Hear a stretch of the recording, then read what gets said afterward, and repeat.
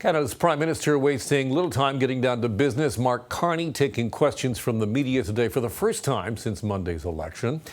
The Prime Minister making it clear he's not going to try and put together a formal pact with the NDP to maintain his minority government.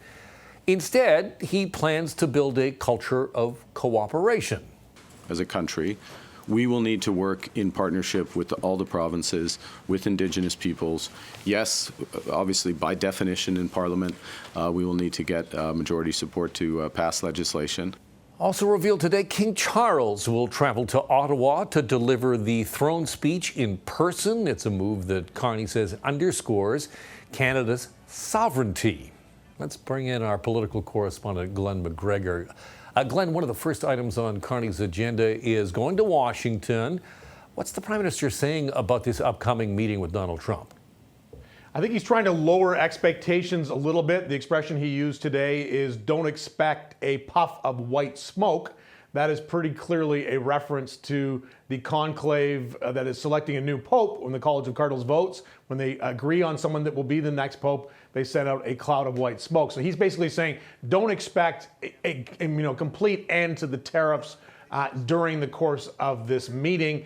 He's also kind of guarding against the possibility that he gets sort of, in the political parlance, gets Zelensky. He does not want to repeat in the Oval Office of what happened when Ukrainian President Vladimir Zelensky visited, and that turned into a very acrimonious dispute between him and Trump and Vice President J.D. Vance. I think this one is going to go more smoothly, though. They know each other. Trump and Carney have met in the past on the sidelines of a G20 when Carney was the then governor of the Bank of England. And Trump seems to be approaching this with a little bit more respect. Yesterday, he said that he referred to Carney as a very nice gentleman and seemed to be open to this meeting.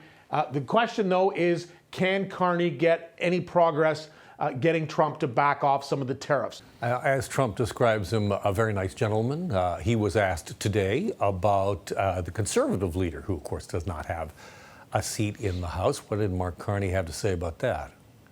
Yeah, this was interesting. Carney trying to sort of herald a new era of cooperation in the House of Commons, and he said that if Pierre Poilievre can find a by-election to run in, that Carney would immediately trigger a by-election in that seat rather than making Poilievre wait. We have just learned this afternoon that that is going to happen sooner, not later. Damien Kirk, who is a Conservative MP in a rural Alberta seat called Battle River Crowfoot, long-held Conservative territory, says he is going to step down from his seat, even though he was re-elected on Monday night. He's been an MP since 2019, and he's going to make way for Pierre Poilievre to run in that riding in Alberta. This will not likely happen in time for the House of Commons to come back.